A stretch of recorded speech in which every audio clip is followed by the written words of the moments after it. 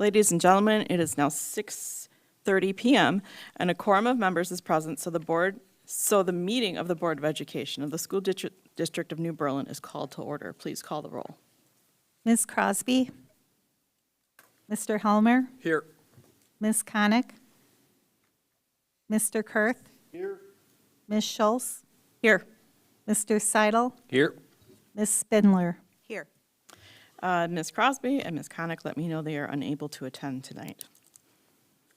Then I would entertain a motion to recess to closed session.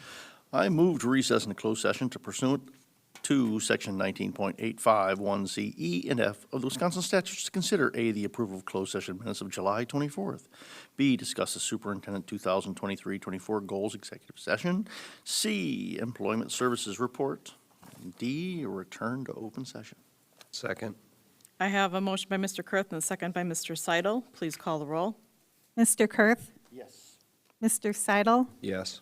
Mr. Helmer? Yes. Ms. Schultz? Yes. Ms. Spindler? Yes. We're moving into closed session. We'll return to open session around 7 o'clock.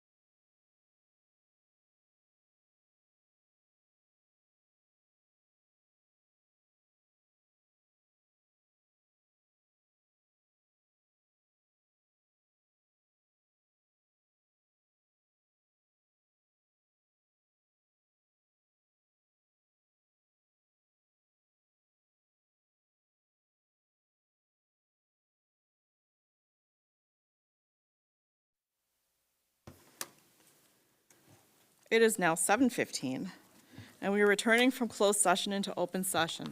In recognition of the serious and important nature of our efforts here, we will join in the Pledge of Allegiance to the flag. For all those who are able, please rise. I pledge allegiance to the flag of the United States of America and to the republic for which it stands, one nation, under God, indivisible, with liberty and justice for all. And now for those who wish to prepare for the meeting, we will have a moment of silence.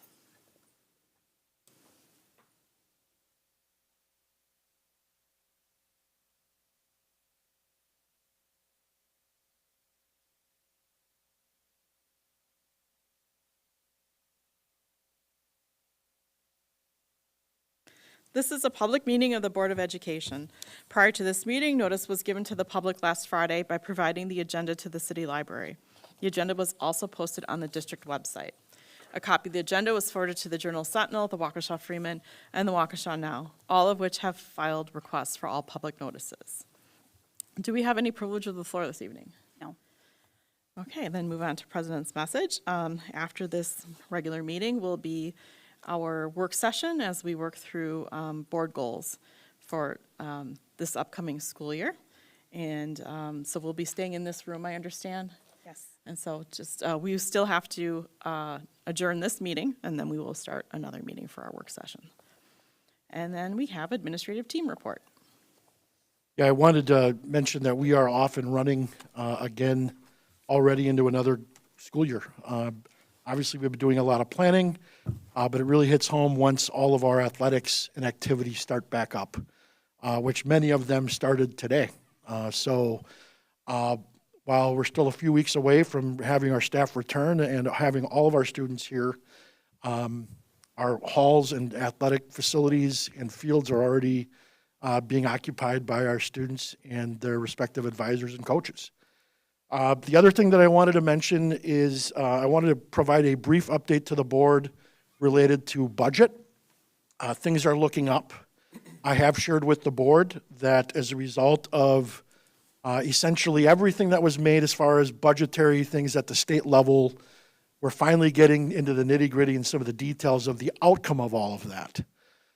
Essentially, what has occurred is, and I want to clarify this, that while we are not getting any more money than we anticipated, because we are funded under certain structures and aid formulas, so the pie stays the same, but a part of the pie that we're getting, we're seeing a 40% increase in state aid, which what that means is that we're getting less money coming out from our local taxpayers.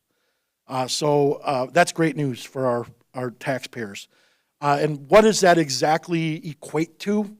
I'm shocked, actually, that just that change alone is equal to, on a $250,000 home, approximately $190 less in taxes on the school side as a result of that.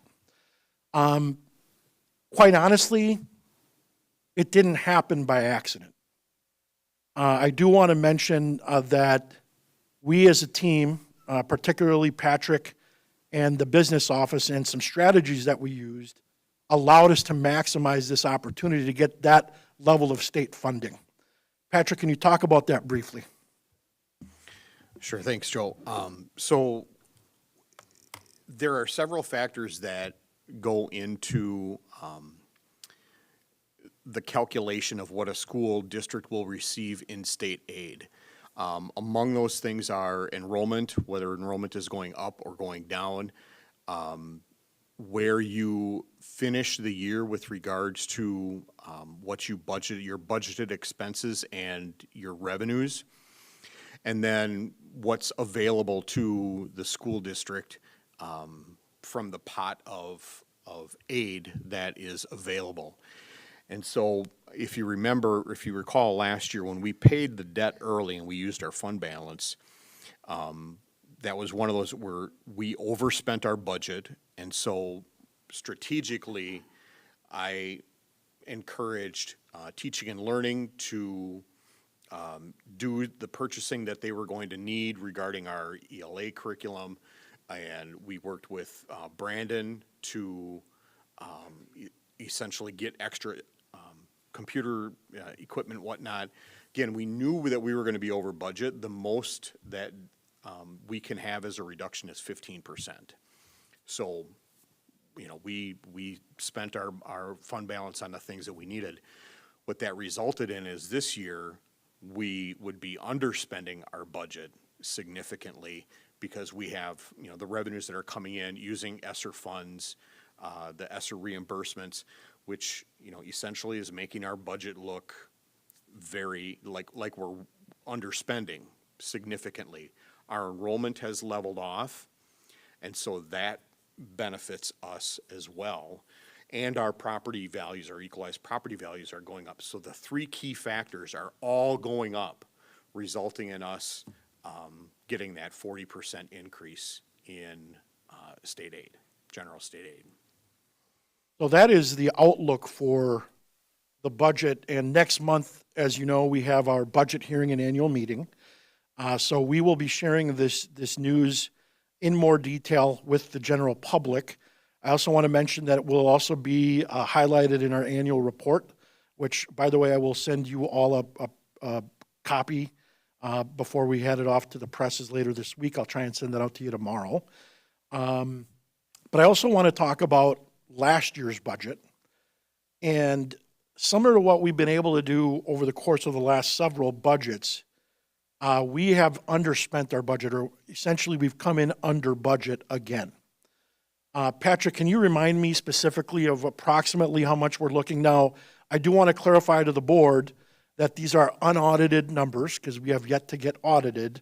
But roughly, Patrick, for what we had budgeted to what we actually spent, how much did we underspend? So we underspent about $1 million this year. So that's not what our fund balance is going to be. Our fund balance will be probably in the area of $3 million because we figured we were going to have more revenue than expenses anyway.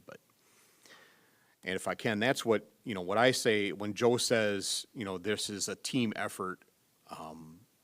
This is one of the first districts that I've ever worked in where we are very conscious of how we spend our money. We don't spend the money that we have, we spend the money that we need. And so it's the assistance that I get from all of my directors in my department and the directors with Dr. Sanders' department in helping us be conservative with what we spend. And so we will certainly be coming to the board with possibilities of what we can do with that underspend.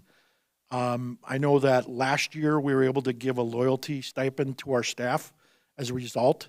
What we would certainly recommend is using one-time savings for one-time spends and not recurring expenses. So it certainly would be a one-time incentive. It could be, or it could just be a one-time capital investment, or we put it in our coffers for another day. But again, just certainly do want to credit Patrick Kelly, the team, because we do take our finances very seriously. It starts with me, and then it goes all the way down, all the way back up. We're all responsible for this effort, and fortunate to be on that side. Just a caveat that I want to mention is we've also, in some cases, been fortunate, and as I've shared this with the board, our healthcare costs have been 0% increases for, I think this is our fourth year now, or third or fourth year in a row. We are self-funded, and that is all good. But when you're self-funded, there's also an opportunity where it might not be that good. And so we've been fortunate. I think that's a testament to our wellness program. I think it's a testament to our screening processes. I think it's a testament to our consumer-driven health care plan. And I think that we'll continue to move in that direction, but I don't know of any district or company that could probably say the same thing. It's absolutely incredible, quite honestly. And then I did want to mention that, and I've shared this before, but as Act 10 is now starting to make its way back into the headlines with the new state justice, our spend in healthcare is still roughly $1 million or more than it was back in 2011. So it's been 12, 13 years since then, and we're still not at that spend point that we were with expenses on healthcare from 2011. That certainly says a lot about what we've been able to do with our healthcare and managing those costs. So, but nonetheless, again, we're ecstatic to be welcoming our students and some of our staff back already. And again, great news on the budget front, both from last year and heading into next school year. Okay, thank you. And next on the agenda is the consent agenda, which includes the notice and approval of minutes of the board meeting on July 24th. Are there any items that should be pulled out for separate consideration? Do I have a motion for the consent agenda? Motion to approve. Second. I have a motion by Mr. Seidel, a second by Mr. Helmer to approve the consent agenda as presented. Any discussion? Hearing none, all those in favor, raise your right hand. Motion passes. On to our regular agenda, and first is the facility scheduling update. Yeah, so I'd like to introduce Kevin Hansen, whom is again, as you know, Diana Hansen's son, whom we hired and has been, I know one of the priorities of the board a couple years ago was maximizing our facility usage. So as a result of that, we brought in this new position a couple years ago. And the opportunity tonight is really to just provide you some analytics related to our facility usage and with considerations of what the buildings and grounds team, Kevin, Patrick, and so on, of how we're going to be moving forward as we utilize facilities. Because again, I know that we have wanted to increase and maximize our facility usage because you can garner non-taxpayer revenue, and we also want our facilities utilized. But at the same time, there are some nuances that I think we need to kind of keep ourselves in check on, that there's also unintended consequences that go with that sometimes. So I'll hand it over to Patrick to kind of give a highlight, and then hand it over to Kevin from there. So I am very, very happy tonight to be up here with Kevin and have him present this information to you. This is one of the things that the district has needed to be able to wrap its arms around for many years, and that is actually taking the data that we bring in from all of these rentals and be able to really disaggregate it and let it tell its own story. Thankfully, Kevin's background is in that data analysis, and he was able to show us a program that he used in his former life that actually fits quite well with what we are doing with our facilities rentals, and allow us to really take that data and develop the story that the board needs to hear in how we are utilizing our facilities. So it's my great pleasure to have Kevin come to us tonight, present this information, and then Kevin and I will be available to answer any questions. Thank you, Patrick. Good evening, everybody. Let's start right here. So I have my first slide here. It goes over total events and event hours by fiscal year. And I put a note on there: an event we're considering any school or non-school activity that's booked through our online system called Our School. So anybody that wants to book a facility has to do it through our online portal, which that's where I got all this data from. So there we can see that we'll take the last year. So fiscal year of 23, we held 11,759 events that were booked through Our School. And I'll clear out on all these charts event counts on the left side, and then the right column number is the number of hours, and it looks like the export in Microsoft cut it off, so I'll file a ticket with them. They're pretty good at fixing stuff like that. But for those 11,759 events, that was actually 42,375 actual hours of events that took place. So we'll move on. And then this next slide shows the breakdown by school with all of the data you saw on that first slide. So every year combined, we can see that obviously with the facilities that West has, it's getting about half of all of the bookings. And then obviously Ike has about a quarter of that. So.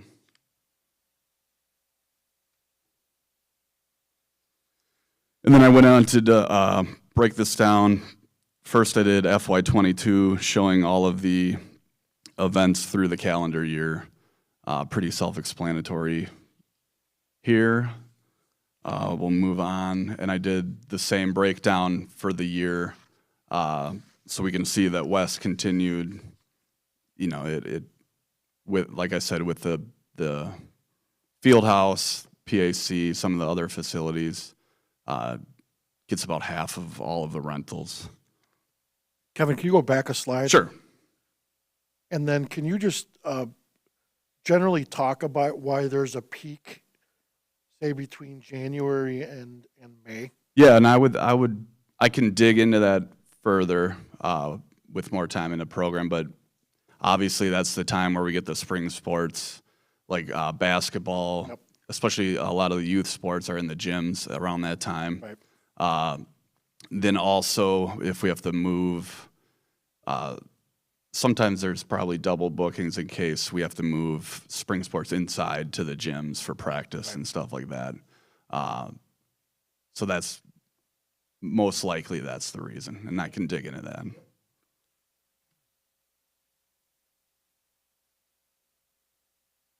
So then we move to FY23. We actually saw a change in kind of the fall there with an increase in events as well with, I think that was gym-related usage to outside basketball groups. And I know we brought in 24 Up last year and some more of the youth basketball.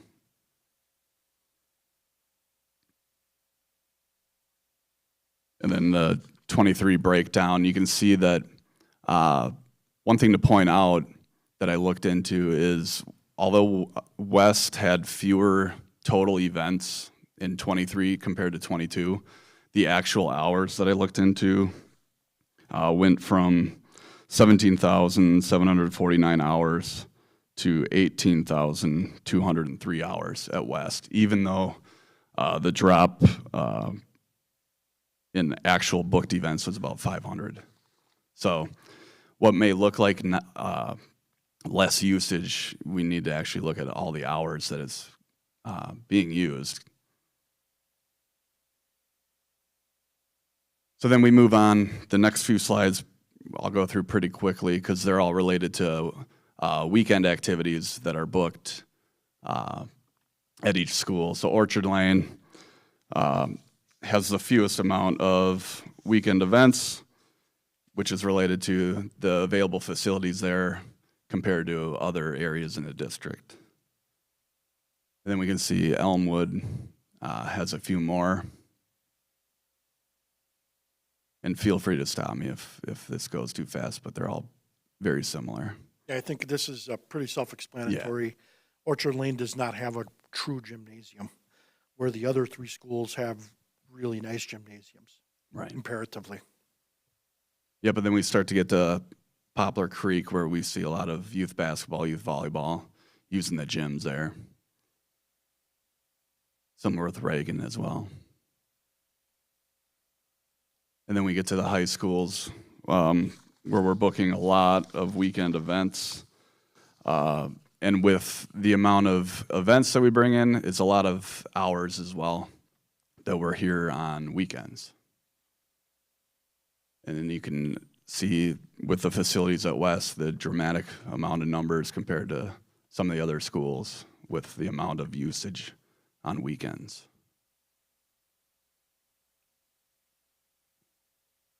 And then at West, we also have the PAC, which is broken out into its own chart, because we have some groups coming in there that are there the whole weekend. Some of the dance groups are there on Sunday as well into the evening. And then here we put together a example of some bookings at the field house, just to show how much we're using it and the amount of time we have to turn over with cleaning and maintenance, anything that comes up between these bookings. So here's an example where on a Friday night, an event went to 11 p.m. I think that was midnight basketball. And then the next day, it needs to be ready to go at 8 a.m. So that leaves a very short window of custodial cleaning and any maintenance that would happen to have it ready for the next day.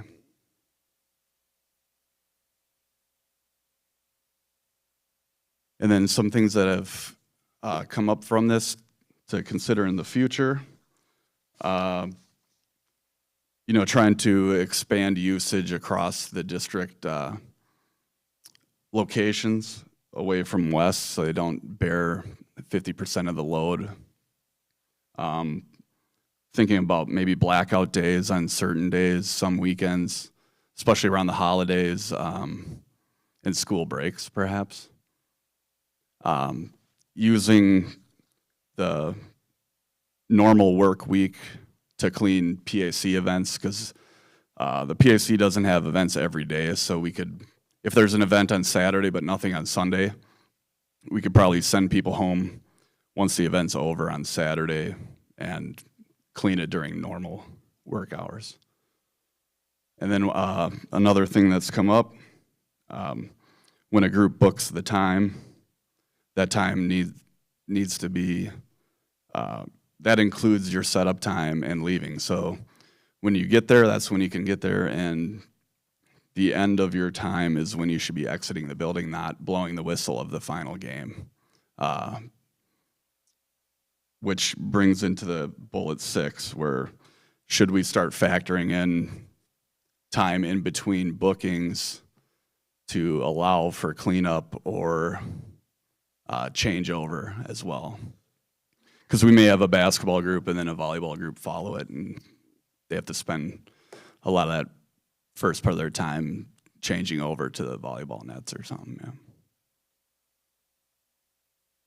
And another point is, do we start increasing fees to allow to have more help with custodial help to reduce that time for turnover as well?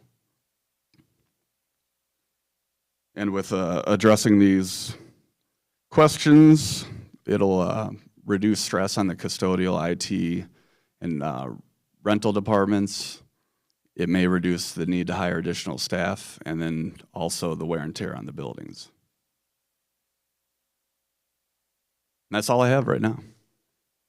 Thank you, Kevin. Patrick, Kevin, questions from the board? Were these all outside groups or were these internal groups as well? Nope, so this is everything, so both internal and outside. And I think it's important, and I actually asked Kevin to make sure that he included the inside groups as well, because it doesn't matter if it's an inside or an outside group. If you have a group using the gym, for example, you can't clean the gym. If you have a group using the PAC, whether it's a school group or an outside group, you can't be in there doing the maintenance. And so, that I believe is a big factor. Also, when you're considering the availability that we have to expand our facilities use, it's not just the community usage that we have to deal with. It's also the availability that we have with our schools using it, because we're primarily, or first, we are an educational facility. And so we have to give our school groups the ability to use that facility, so. I think one of the things that we have yet to also see a potential impact and we work closely with the city of New Berlin. Ron, you know this from your time there. They've got this $11 million park and rec facility that they just invested in. I believe it's going to have 3 levels of like basketball courts. And so, that's something that's to be determined, how that would impact the availability for our usage, because they would be using their own facilities to a certain degree. Now, it's not to say that they're not going to need our facilities, because it's not enough. With their adult leagues, their youth leagues, the NBAA and so on. But that is another consideration, and I'm not sure when that's scheduled to be completed for utilization. I'm not sure if it'll be ready for this winter yet or not, but I drive past it every day, and it seems to, there's no windows yet, but it keeps moving along. So, Yeah, I want to say they were targeting spring of '24, I believe. yeah, so when I maybe met we with won't Tanner. see that impact this winter. But Kevin does work closely with the city park and rec department for scheduling. And so again, that's an additional piece for us to factor in moving forward. Is this all outside of school hours, I'm assuming? Or are we holding? This could So this be, is everything, yeah. Okay. So they, I didn't think teachers, we're having that many events. teachers will book if they need like the PAC for a meeting or something, so stuff like that. There's some yeah. stuff mixed in there, okay. And then 2 other questions. Have we seen an increase in revenue from this booking system that we've put in place? Have you guys compared anything from like last year to this year, or is that something you've looked at? I believe we have seen a slight increase in the revenues from the outside groups. But what we are going to see a significant increase is how we're treating the rec department utilization of our facilities. When they use our facilities, in a longstanding agreement that we have is there is no charge to the city. What we are going to do, I've done this in previous districts, is we're going to use this data to calculate the what revenue, and I'm going to use air quotes, what we've lost, because the rental is going to the city and not to an outside paying group. And that is revenue we can recover from the community service fund that would go into our general fund. And so, again, I think primarily what we were looking at when we first started trying to really significantly increase this utilization was to not lose the revenue. And this is a way that's going to actually significantly increase the revenue that we're bringing in, because we're able to bill that back to our community service fund. Okay.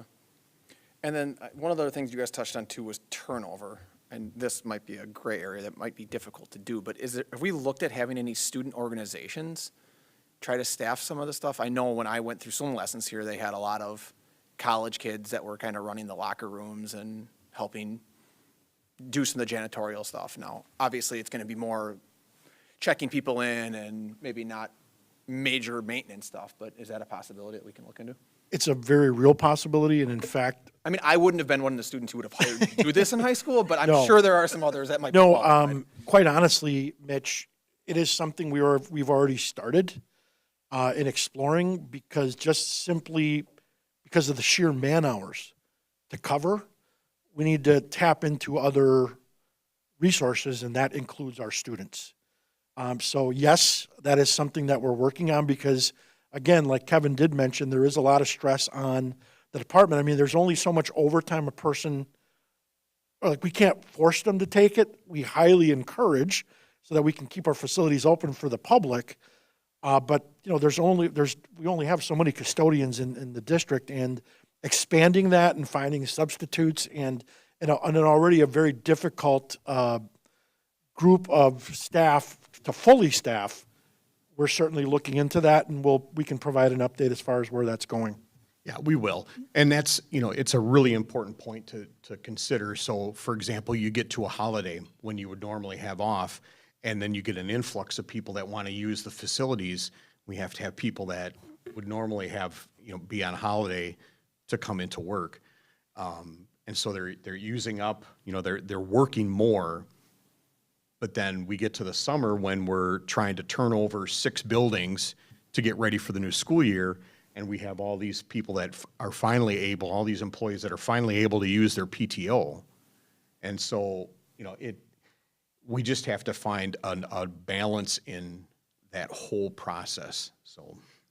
So has this been presented to like different clubs for, like, could this be used as like a community service hours that they could put in? I mean, for like National Honor Society, they have to put so many hours in, but if you're looking at people who want to actually add that to either a resume or, if it's presented to them that, hey, come work for the school, we'll get this done, it comes as part of your volunteer hours that they expect you to kind of put in, but you can. We're looking at both pay and volunteer opportunities for students. Or maybe a learning experience that we could possibly provide for our students as credit. Go ahead, Ron. So when my daughter played youth volleyball, and this was a long time ago, they broke down the nets and carried the poles back. So, okay, they still do that? Okay. So I'm wondering, like, for the youth volleyball, how much real cleanup is involved? Because they left the place spotless. And I think you've got some groups that are really good at that, and you've got some groups that aren't good at that. It's one thing to have, a supervised group of kids taking down these, volleyball standards are not, these aren't the volleyball standards you poked in the ground in your backyard. No, I know. And so, with them putting that equipment away supervised is one thing, unsupervised is different. Yeah. We have similar situations like when we're using outside facilities. There are some groups that would be very capable of coming in and raking and lining a field for a game. There are other groups that if we allowed them to do that, it would double the time it took for the grounds crew to clean all that up and redo it so that it was actually done correctly. And so on the outside, there are opportunities that we have for that, but realistically, we still have to have people that are going to be able to supervise, make sure that things are put Usually away the coaches correctly. were doing that. Yeah. So, okay. Any other questions? All right, well, thank you very much. Or go ahead, Jeff. Well, hold on, one more. Yep. Because I asked this before, just because if we're having, and I know some of these are going to be in school, but has anybody, any of the boosters, anybody use these as concession opportunities for booster clubs and fundraising? Like especially these dance events that are here for 2 or 3 days? Yes. I mean, these kids are like starving to death, and I mean, literally, you can sell a $5 hot dog pretty damn fast. Yeah, we've got, I would say 9 times out of 10, you're going to have a concession stand open. But there are just sometimes that there's just no group availability to do that. But, for example, when we have our big basketball tournaments or dance, like they themselves are the ones that want the revenue for those, and they're huge money makers, huge money makers. I think maybe stipulation that that's something that we carry. Sure.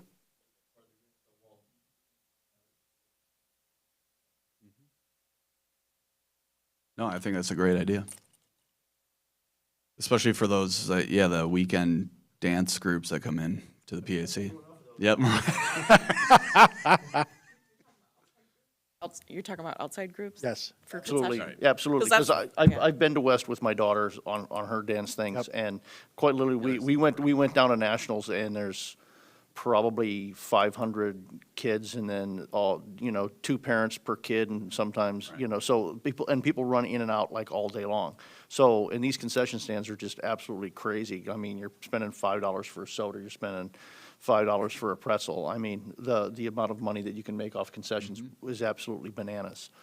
So, I mean, if it's in-house and it's almost maybe wise to invest into the booze and the stuff that we need we can roll them out. You say booths? Booze? Booths No, or yeah, booths? White Claws for the parents, right, Mitch? All right. I'm just teasing. No, no. It's something that could be thought of, but yeah, it's a huge moneymaker at a lot of these events. Point taken. Thank you very much. All right, thank you. Thank you. All right, then we have a a bunch of those policies. We're on our second read, and this time we're going to take a vote to approve the new policies for adoption are the 6,000s for finances, the 7,000s for property, and 8,000s for operations, and the 9,000s for relations. Do you have anything to update us on these?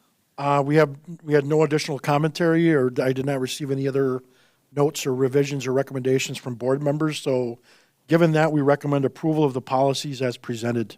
Okay, do I have a motion? I move to approve the new policies for adoption, 6,000s for finances, the 7,000s for property, the 8,000s for operations, and the 9,000s for relations. Second. All right, so I have a motion by Mr. Kurth and a second by Mr. Seidel to approve the policies as presented. Any discussion? All right, then all those in favor, raise your right hand. Motion passes. So then we have to adopt a resolution, since we just updated all of these new policies and bylaws. Is there anything you want to add to that? Yeah, so this was, so we've finally accomplished this. This is great. We've revised and updated all of our bylaws and policies in recommendation with Neola and our own legal counsel, and obviously feedback from the board. And what this resolution will allow us to do, and recommended by Neola, is to move forward in the cadence where we are basically bringing anything that's minor and minute, that's basically like a statute change or anything that's like DPI related, that it will be assumed that will be taken care of, but that we will be bringing resolutions to the board at least. I think our goal is to have no more than 3 policy discussions for every school year moving forward.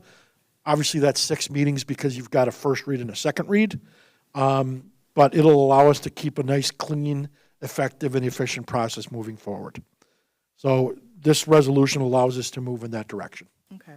Just for the record, I'll read it, so we have record of it. Resolved that the bylaws and policies published on the district website, nbexcellence.org, and codified in the comprehensive document entitled Bylaws and Policies of the School District of New Berlin Board of Education are hereby adopted, and that all bylaws and policies heretofore adopted by the School District of New Berlin Board of Education are hereby rescinded.